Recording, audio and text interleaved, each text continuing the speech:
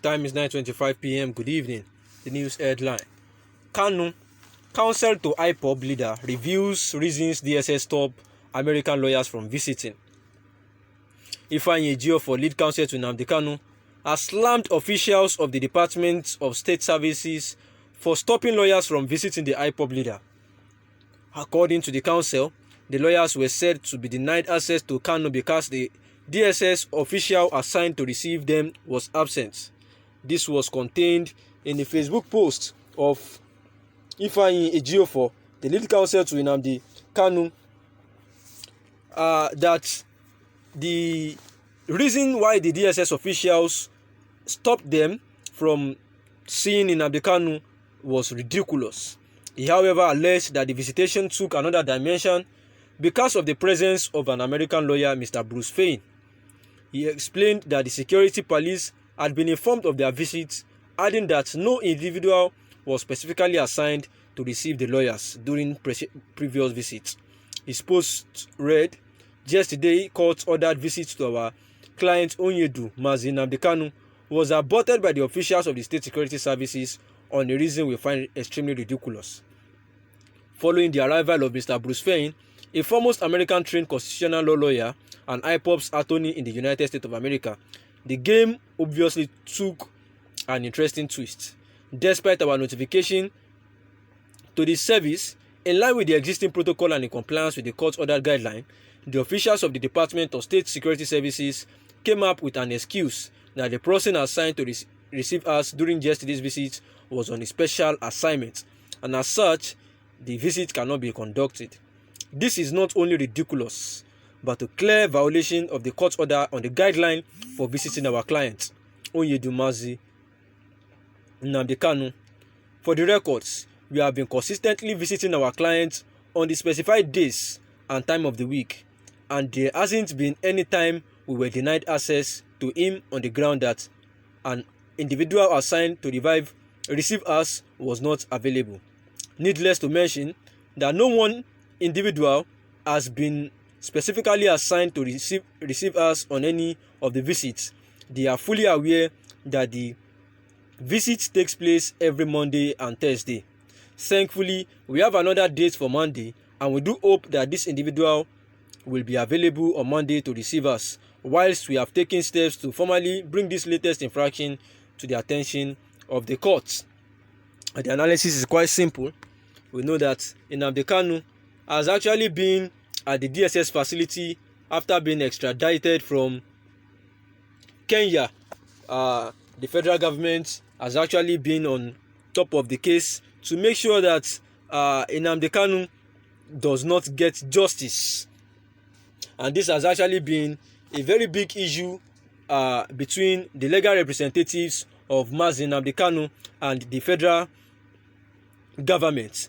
And yet again, some DSS officials actually denied Mazi Nnamdi Kanu access from the legal representative of Mazi Nnamdi Kanu access from getting into the courtroom. There was a time that they needed to access the courtroom, to represent their client Mazi Nnamdi Kanu, and the DSS official refused them entry into the courtroom. And the lawyers complained bitterly that it is uncalled for, and it has never happened where lawyers will be denied access into their courtroom. And the DSS official were asking for ID cards, and the lawyer said it is just like asking a trader in the market their ID card for trading in the market. That it doesn't make any sense. And also, they complained that at a particular point in time, they visited Mazi Nnamdi Kanu at the DSS facility, and they were searched, embarrassed and harassed, like they were searched like criminals. That they were asked to remove their shoes, they were asked to remove their eyeglasses, they were asked to remove, they even collected their writing materials. And the reason they gave for doing this was because they felt like they do not want Mazi Nnamdi Kanu to escape the prison just like he did in 2017.